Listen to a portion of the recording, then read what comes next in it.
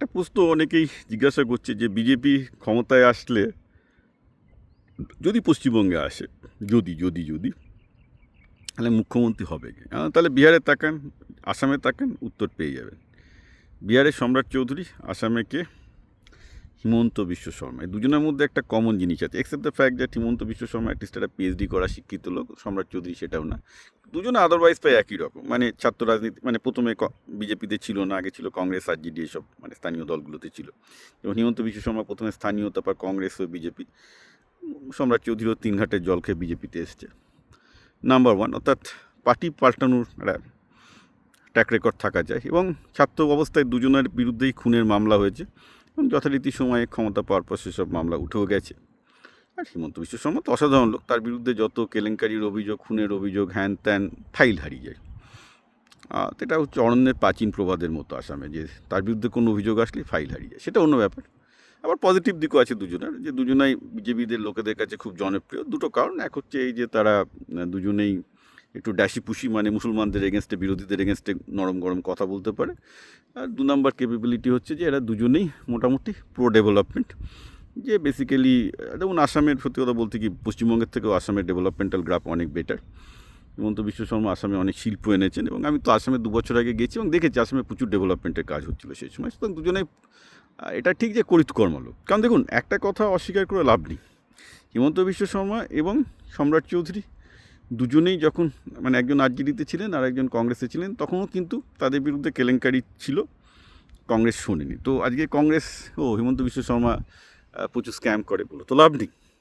সমস্যাটা বিজেপির আর কংগ্রেসের তো নয়, সমস্যাটা গণতন্ত্রের সম্রাট চৌধুরী, মানে আমি যখন বিপ্লব পাল যখন গণতন্ত্রের বিরুদ্ধে কথা বলে, তখন লোকে আমার বিরুদ্ধে যুক্তি দিতে পারে না, খিস্তি মারে। কিন্তু ভেবে দেখুন, গণতন্ত্রের সম্রাট চৌধুরী এবং হিমন্ত বিশ্ব শর্মা হচ্ছে সম্পদ। কেন সম্পদ? মানুষ খুন করতে পারেন, মানে অভিযোগ আছে দুজনের বিরুদ্ধেই, মানে মানুষ পেটানোর ক্ষমতা আছে, অর্থাৎ বাহুবলী, রাইট? টাকা মারার ক্ষমতা আছে, এটাও দরকার। আবার ডেভেলপমেন্ট, চমকে দেওয়া ডেভেলপমেন্টের ক্ষমতা আছে, বিরোধীদের কটু কথা বলার মতো ক্ষমতা আছে, সেটা যে পার্টির হয়ে বলুন না কেন। ওরা যখন কংগ্রেসে ছিল, আরজেডি ছিল, তাদের সম্পদ ছিল, এখন বিজেপির, এখন তারা বিজেপির সম্পদ। এখন চেঁচামেচি করে তো লাভ নেই, এটা গণতন্ত্রের দান। গণতন্ত্র এই ধরনের নেতাদেরই পছন্দ করে, রাইট? তো এখন প্রশ্ন হচ্ছে যে তাহলে পশ্চিমবঙ্গে কে হতে পারে? পশ্চিমবঙ্গে এই এতগুলো ক্যারেক্টারিস্টিক ম্যাচ করে একজনই, শুভেন্দু অধিকারী, যার মোটামুটি বলতে গেলে ট্র্যাক রেকর্ড প্রায় সমান ওরকম ব্যাপারে। তো ন্যাচারালি খুব আনলাইকলি হবে যদি শুভেন্দু অধিকারী পশ্চিমবঙ্গের মুখ্যমন্ত্রী না হয়। কারণ আমি যেটা বিজেপির যে চয়েসটা বুঝতে পারছি কেন্দ্রীয় নেতৃত্বের, তারা ওই রকমই, মানে সম্রাট চৌধুরী বা হিমন্ত বিশ্ব শর্মার মতোই নেতা চাইছে। And choice is very clear যে পশ্চিমবঙ্গে ওরকমের নেতা শুভেন্দু অধিকারী।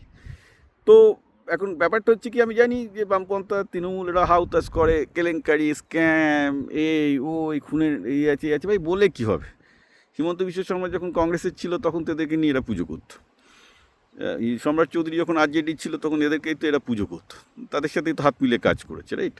আজকে বিজেপিতে এসে গেল, অতএব তারা বাজে হয়ে গেল, এটা তো হয় না। আইদার তারা সবসময় বাজে, না সবসময় ভালো, দুটোর মধ্যে একটা হতে হবে। সুতরাং এই ধরনের এই বাম লিবারালদের এইসব হিপোক্রেসি ছেড়ে কোনো লাভ নেই। ওকে, দ্য ফ্যাক্ট ইজ, প্রবলেমটা আমি বললাম না, কেউ, মানে আপনারা যারা রাজনীতি নিয়ে আলোচনা করেন, কেউ ফার্স্ট প্রিন্সিপালে যেতে চান না, মানে গোড়ায় যেতে চান না। গোড়ায় গলত তো ডেমোক্রেসিতে শুভেন্দু অধিকারী, সম্রাট চৌধুরী, হিমন্ত বিশ্ব শর্মা, এরা সম্পদ, যে কোনো টিমের সম্পদ। কালকে হিমন্ত কেন বিজেপিতে যোগ দিল? বুঝতে পেরেছিল কংগ্রেসের আর হবে না, যে সেন্টারে পাত থাকলে, যে সেন্টারে পাত থাকে সেই নর্থ ইস্টে পাত থাকে। বুদ্ধিমান লোক, সঙ্গে সঙ্গে চেঞ্জ করেছে।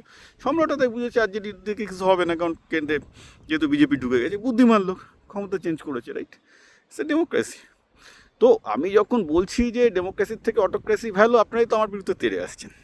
তো আপনারা আমার একটা যেগুলো পয়েন্ট করলাম, একটা খণ্ডন করে দেখান না, যদি ক্ষমতা থাকে তো বোঝার চেষ্টা করুন যে ফার্স্ট প্রিন্সিপাল দিয়ে বিশ্লেষণ করলে সেই আপনাকে প্লেটো আর সক্রেটিসের রিপাবলিকের বইটা এসে পৌঁছাতে হবে, যেখানে বলছে যে গণতন্ত্রের নেতা এরকমই হবে, এবং পৃথিবীর ইতিহাসও তাই বলছে গণতন্ত্রের নেতা এরকমই হয়। 2-1টা ভালো চলে আসে, 1-2জন আব্রাহাম লিঙ্কন চলে আসে, আমি বলছি তো, 2-1জন ডেফিনেটলি ভালো নেতা আসে, বাকি সবাই 19-20।